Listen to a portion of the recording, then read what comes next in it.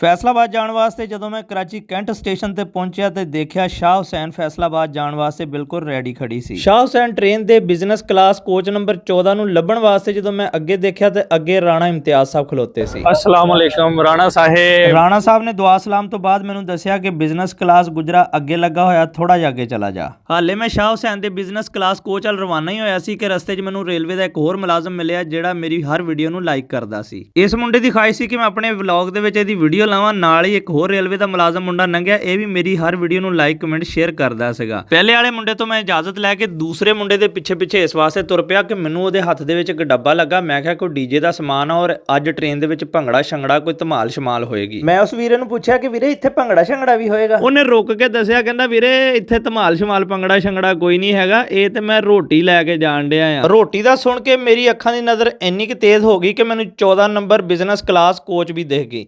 14 number business class 'ਚ entry ਮਾਰੀ, ਦੇਖਿਆ ਕਿ ਹੱਥ ਧੋਣੇ ਵਾਸਤੇ ਸਾਫ਼ ਸੁਥਰੀਆਂ ਟੂਟੀਆਂ ਲੱਗੀਆਂ ਸੀ। ਚਲੋ ਮੈਂ ਕਿਹਾ ਅੱਗੇ ਲੰਘ ਕੇ ਦੇਖਦੇ ਹਾਂ ਕਿ ਅੱਗੇ ਟ੍ਰੇਨ ਦੀ ਕੀ ਸੂਰਤ ਹਾਲ ਆ। ਟੂਟੀਆਂ ਤੇ ਸਾਫ਼ ਲੱਗ ਰਹੀਆਂ ਸੀ। ਜਦੋਂ ਮੈਂ ਦਰਵਾਜ਼ਾ ਖੋਲ੍ਹ ਕੇ ਦੇਖਿਆ ਤੇ ਭਾਈ ਜੀ ਮੇਰੇ 14 ਤਬਕ ਰੋਸ਼ਨ ਹੋ ਗਏ। ਮੈਂ ਕਿਹਾ ਪਾਕਿਸਤਾਨੀ ਟ੍ਰੇਨ ਔਰ ਉਹ ਵੀ ਇੰਨੀ ਸਾਫ਼ ਸੁਥਰੀ। ਖੈਰ ਇੰਟਰ ਹੋ ਕੇ ਮੈਂ ਕਿਹਾ ਤੁਹਾਨੂੰ ਕੈਬਨ ਵੀ ਦਿਖਾਣਾ ਆ। ਸਭ ਤੋਂ ਪਹਿਲੇ ਆਈ ਸੀ ਜਿਹਦੇ ਵਿੱਚ ਬੰਦਾ ਕੋਈ ਨਹੀਂ ਸੀ ਔਰ ਪੱਖਾ ਵੀ ਚੱਲ ਰਿਹਾ ਸੀ, ਏਸੀ ਵੀ ਠੀਕ ਚੱਲ ਰਿਹਾ ਸੀ। ਉਸ ਤੋਂ ਬਾਅਦ ਐਚ ਆਇਆ, ਐਚ ਦੇ ਵਿੱਚ ਵੀ ਬੰਦਾ ਕੋਈ ਨਹੀਂ ਸੀ, ਪੱਖਾ ਚੱਲ ਰਿਹਾ ਸੀ, ਏਸੀ ਲਾਈਟ ਹਰ ਚੀਜ਼ ਓਕੇ ਸੀ। ਐਚ ਤੋਂ ਬਾਅਦ ਜੀ ਦੇਖਿਆ, ਜੀ ਵੀ ਸਾਫ਼ ਸੁਥਰਾ ਸੀ। ਜਦੋਂ ਮੈਂ ਆਪਣੇ ਐਫ ਅਪਾਰਟਮੈਂਟ ਜਿਹੜਾ ਮੇਰਾ ਆਪਣਾ ਮੁਕੰਮਲ ਬੁੱਕ ਕੀਤਾ ਸੀ ਉਹਨੂੰ ਖੋਲ੍ਹ ਕੇ ਦੇਖਿਆ ਤੇ ਅੱਗੇ ਇੱਕ ਦੋਸਤ ਬੈਠਾ ਸੀ।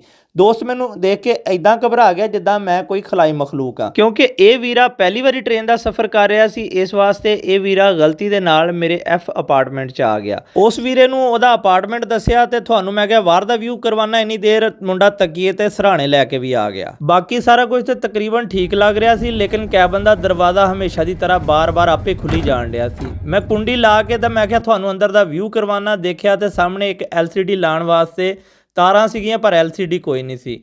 ਪੱਖਾ ਸੀਗਾ, ਸਹੀ ਕੰਮ ਕਰ ਰਿਹਾ ਸੀਗਾ ਔਰ ਕੈਬਨ ਸਾਫ਼ ਸੁਥਰਾ ਸੀ। ਲਾਈਟ, ਏਸੀ ਹਰ ਚੀਜ਼ ਓਕੇ ਸੀ ਔਰ ਠੀਕ ਕੰਮ ਕਰ ਰਹੀ ਸੀ। ਲੇਕਿਨ ਅਪਾਰਟਮੈਂਟ ਦਾ ਦਰਵਾਜ਼ਾ ਇੰਨਾ ਢੀਠ ਸੀ ਕਿ ਫਿਰ ਖੁੱਲ ਗਿਆ।